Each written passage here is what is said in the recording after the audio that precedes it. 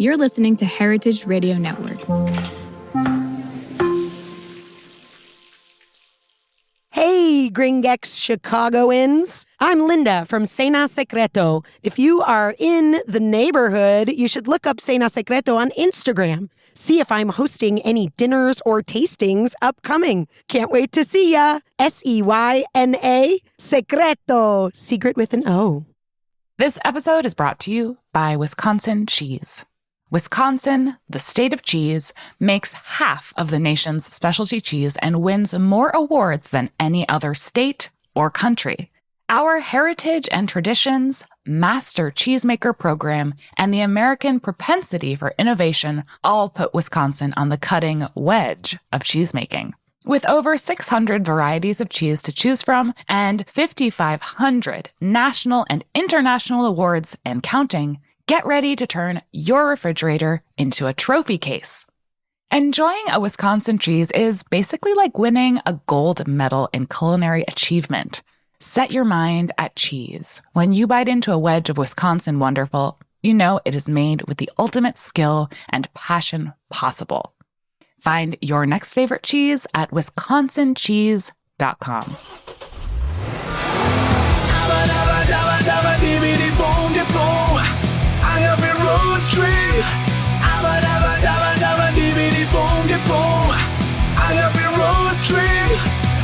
I'm Lou Bank.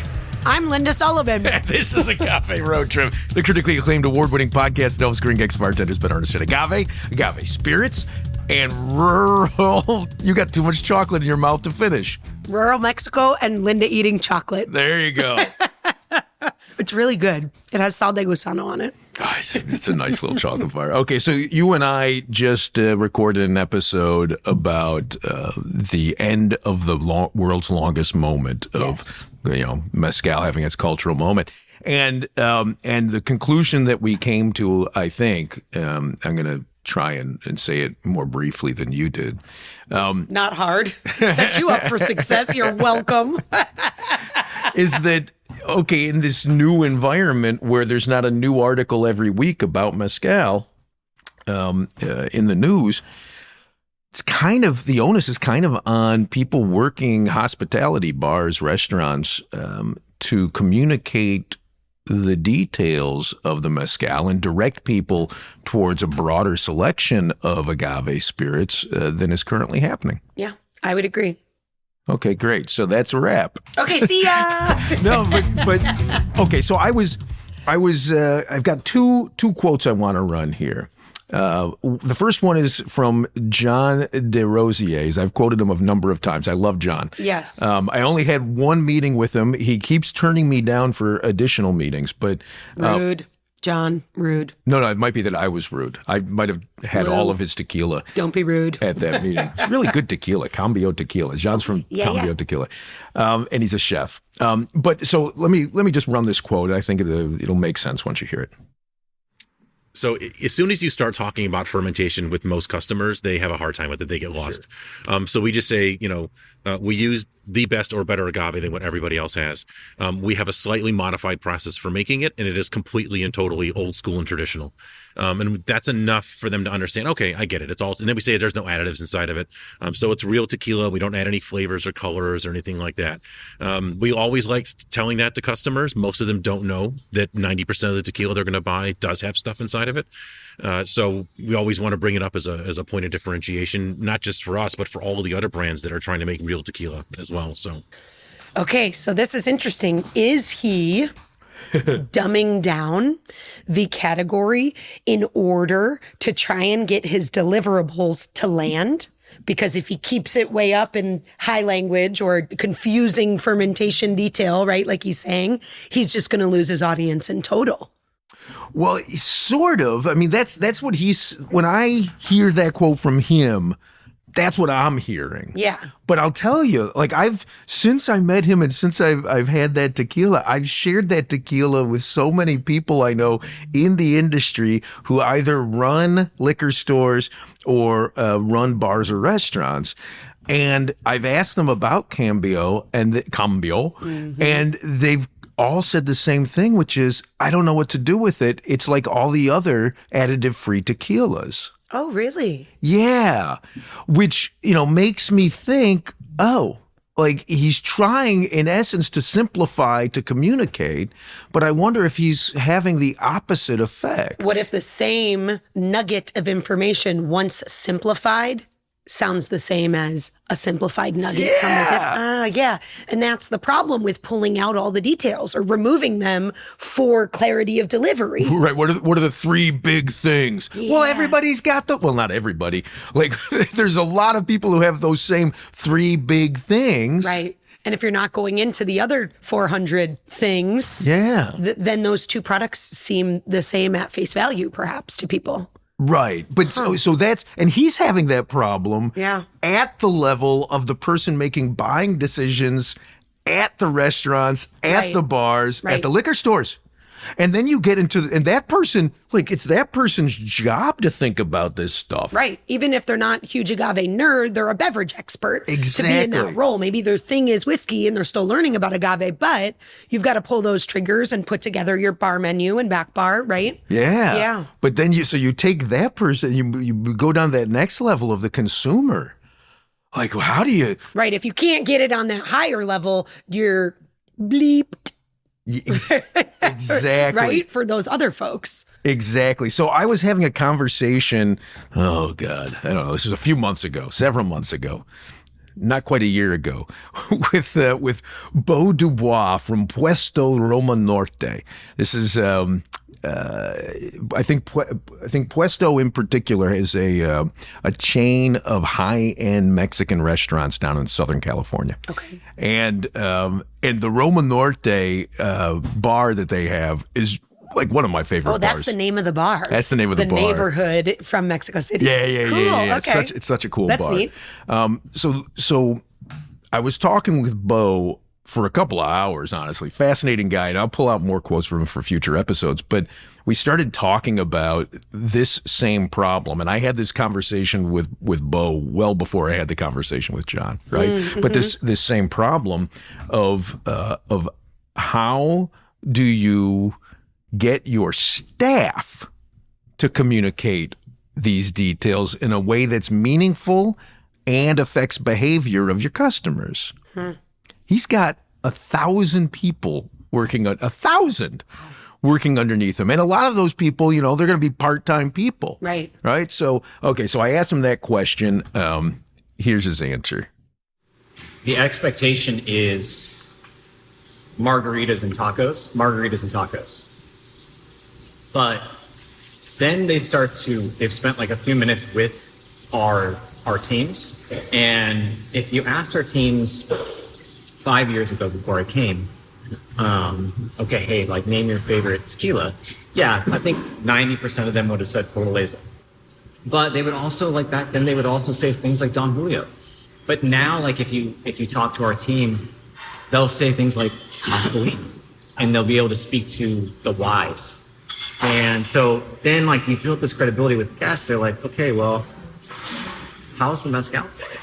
And they can speak to it because a huge component of what I had to do to make the program at that point, a 8-year-old restaurant group, to make it relevant was education. We have to be proud of what we do, and we have to, like, actually be able to speak to the SKUs with education and clarity and enthusiasm. The team is always very much like, when you're ready to talk, I'm ready to talk about some dope stuff that's hiding behind our bar. Yes, let's talk about dope stuff. I love that. Yeah. So one thing that I heard when he's talking about teaching the staff, one thing I heard in that quote is that he is intentionally finding buy-in for them, right? And that might be different for different people. Well, no, explain what you mean. You've lost me. Oh, come back. That he's saying that his staff is educated so that they're ready to go to any level of detail with you. For one person, right, they may be able to tell the story. Hey, my favorite tequila used to be Don Julio, but as I've tasted and learned more about it, now there's this, a number of tequilas from Cascahuín that I really like, right? They're able to authentically say, this happened for me because I was taught it. So I think the buy-in is a little more personal. It's not just, hey, kids, learn about these cocktails we've got on the menu. Now, this takes time, I believe, this sort of education, time, organization, money. Time is money, right? All of those resources. Wait, I thought money was money. And time is also money. Okay. Google it. Do your little research. And so if they can say something true for themselves, then it's more authentic when they're transferring that information to the customer. They actually might be a little excited, right? They're genuine, sort of like Inception. If I can create an experience for you, tasting this, maybe, I say pickle brine and you go, oh my gosh, yeah, I do taste that. Now you just had a true lightning bolt, not lightning bolt moment. Light bulb, help. Light bulb moment. I like that. Light bulb moment. And so Roy, when that comes up, Roy, I want both thunder and I want whatever a light bulb sounds like when it turns on, like a ding. Okay. Roy, help me. Lightning bolt moment. So So I like that about his approach to education. It sounds like that's a part of what he's doing. Yeah, for sure. And it's got to be an ongoing education because when you've got a staff of 1,000, you've got turnover. Yeah. Right? So you're constantly trying to teach. Yeah. Let me run another quote from Bo. And this is about the additional problem, right? Like what you're saying, 100% accurate. Mm-hmm. You've got to get the staff bought in. They've got to get excited. Yes. How do you get your staff excited, particularly when you've got that turnover? Right. Okay, so this is what he says. You have to be able to get their attention. So I have to find an angle that is going to interest you. And so it's, to quote one of my favorite movies, Arrival, you have to kind of wow them with the basics. But there's such an incredible opportunity with that, especially when it comes to tequila, is because it's having this huge moment and it's not going to stop, but it's almost universally beloved and consumed, especially here in California. And so wowing them with the basics in under 30 minutes is crucial. And that is by demonstrating, okay, here's what you should know and what is not necessarily always so transparent by tequila producers in the CRT. And here's what other people hope you don't know. And then it becomes interesting, you know what I mean? And one perfect example that I do is I do a lot of tastings, whether it's for like 3 people or 300 people, and we'll line up El Tesoro, Ocho, and then Casamigos. And the whole point of it is not to like throw shade at any of those brands, but you think of the age group of the team, they're not going to know El Tesoro right out of the gate. They're not going to know Ocho, but they will know Casamigos. Okay? Now, then it's the order of that tasting. If I start with Casamigos, what they're familiar with, then I'm not wowing them with the basics. Okay? We're going to start with El Tesoro, Carlos Camarena, additive-free, beautiful tequila. We're going to move into another one of his tequilas, Ocho. Now I've calibrated your palate as to what additive-free authentic tequila is supposed to taste like. And maybe even that, maybe I've pulled back the skull cap just with the first one. Whoa. Even the fact that we're doing only Blanco on the table is very, very interesting information for people who are only starting to scrape the surface of an enthusiasm in tequila or a passion, so to speak, or get just new to tasting it, but they all know this one at the end. By the time they get to this one at the end, it's so transparent and so like, you don't have to be a sommelier, you don't have to be me.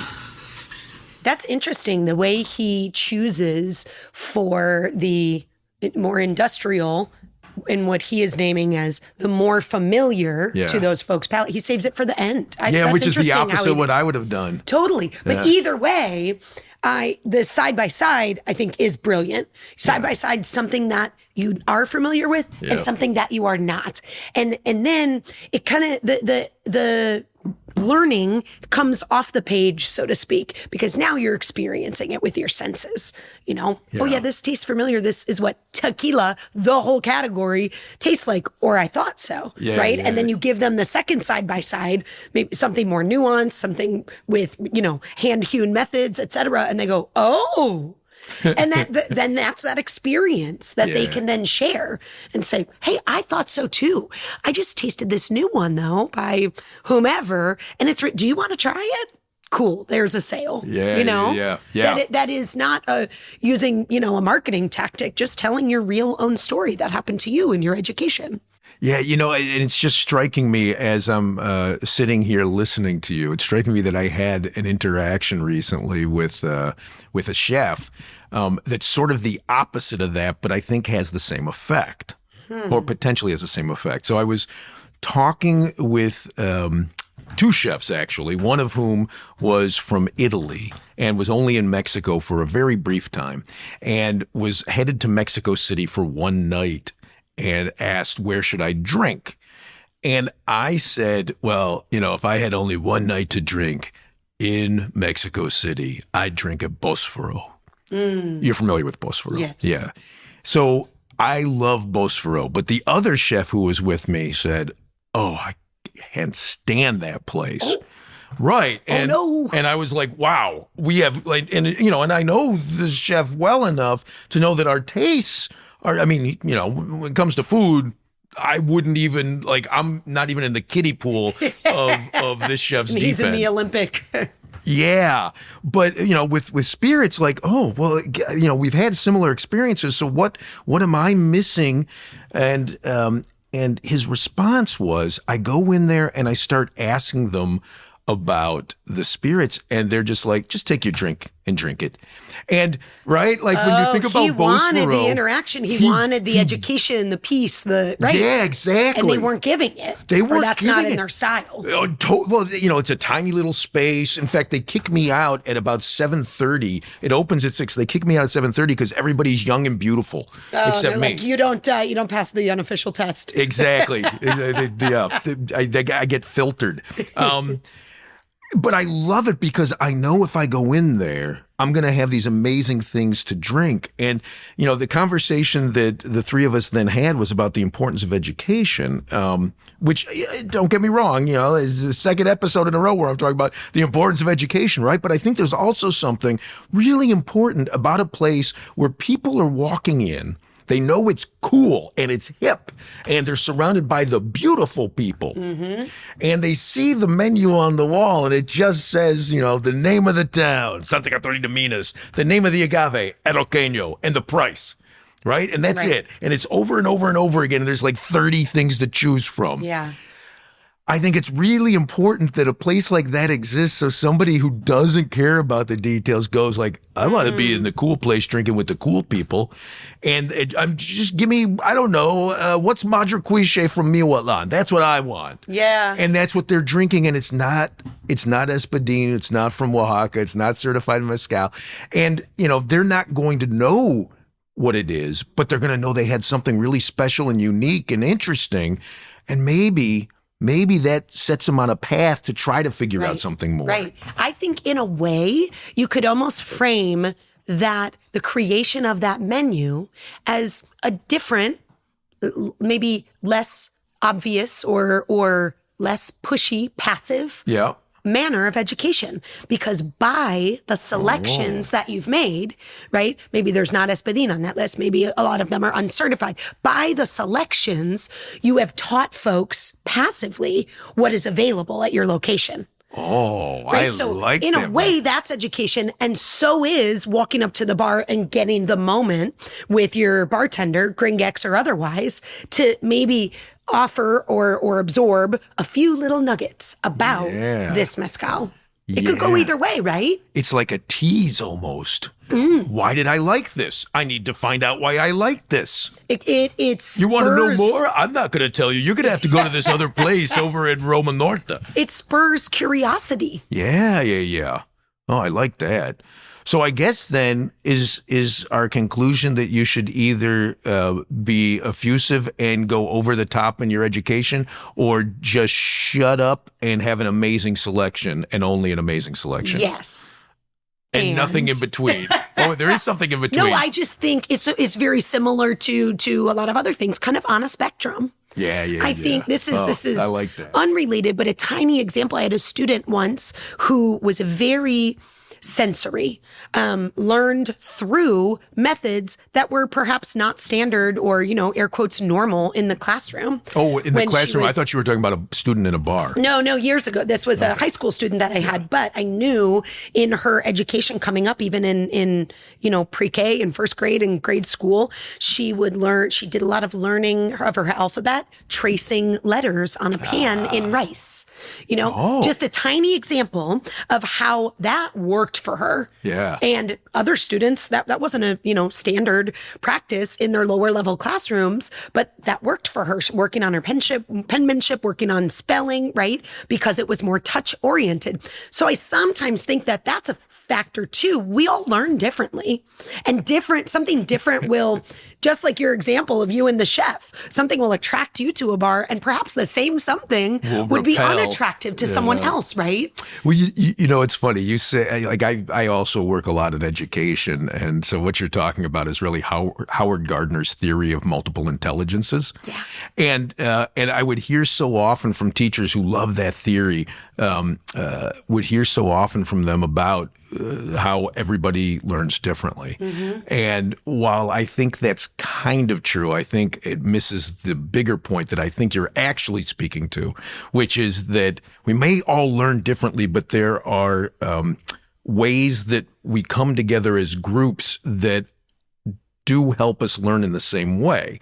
So I guarantee you there was somebody else who could use rice and learn in that way, or learns by tracing a letter, or learns by making the shape of the letter in their body. Yeah, right. So all of these different strategies can become pools to, as you suggested, that might work for one person, might not work for another. But as long as that pool exists, if the person gets to the pool, they can learn to swim. Yeah, I think so. Are we in your kiddie pool, or are we in the Olympic-sized pool? Yeah, I'm going to have to defer to Chef. I'm definitely kiddie pool. Yeah. That sounded creepy the way I just said that as well. I didn't mean that to sound creepy. Whoops. Yeah. Okay. Yeah, I do. I think yes, we can. And I don't know, I'm a big fan of options. So having more options for learning that stuff, having more opportunities for someone to have their curiosity piqued. Yeah. And you don't necessarily know what that is for everybody, but that's where you find variation in teaching. Maybe you know a little bit about your clientele that come in. Maybe you know who booked this private party and what they might be interested in, right? And then you want to respond accordingly, create opportunities for education that are tailored to that a little bit. I think we can do that. Which might mean not telling them a damn thing, make them beg for it. That could be fun. Yeah. Okay, Linda, I like that as a wrap. Let's wrap it up. See ya. Catch you next episode. You've been listening to Agave Road Trip, the critically acclaimed award-winning podcast that helps Gringex bartenders better understand agave spirits, and rural Mexico. We're blessed with sound engineering by Roy Sierra and a theme song performed by Gabriel Oliveira and Marco Ricos. Sign up to become a road tripper and listen to more episodes at agaveroadtrip.com. If you enjoyed this podcast, please let us know. And if you hated it, well, I'm sure you'll let us know that too. You can also find us on Facebook and Instagram at Agave Road Trip. Agave Road Trip is a production of 10 Angry Pit Bulls, Inc. Agave Road Trip is powered by Simplecast. Thank you for listening to Heritage Radio Network. Heritage Radio Network is food radio supported by you. For our freshest content, subscribe to our newsletter. To subscribe to the Heritage Radio newsletter, enter your email at the bottom of our website, heritageradionetwork.org. Connect with Heritage Radio Network on Instagram and Twitter at heritage_radio. You can also find Heritage Radio Network at facebook.com/Heritage Radio Network. Heritage Radio Network is a nonprofit organization using the power of educational storytelling about food to build a more equitable, resilient food system. Heritage Radio Network couldn't do that without support from listeners like you. Become a part of the world's most innovative community today. Subscribe to the shows you like. Tell your friends. And please join the Heritage Radio Network family by becoming a member. To become a member of the Heritage Radio Network, click on the beating heart of our homepage. Heritage Radio Network can become addictive. Programming you hear on Heritage Radio Network might lead you to eat, drink, and listen to more programming on Heritage Radio Network. If you drink, please do not drink and drive. Drink responsibly. Drive responsibly. Eat responsibly too. And listen to Heritage Radio Network responsibly. To listen to Heritage Radio Network responsibly, wear protective earbuds. While wearing protective earbuds, do not drive. Do not walk either. Sit in a comfortable chair. If that comfortable chair has a hard seat, please remember to stretch every 30 minutes. If you stretch every 30 minutes, please stay within your defined stressing capacity. And consult a doctor who specializes in stretching. If you don't have a doctor, maybe Dr. Ryan Acock, the Cocktail MD, can help you out. Thanks for listening. Agave Road Trip out.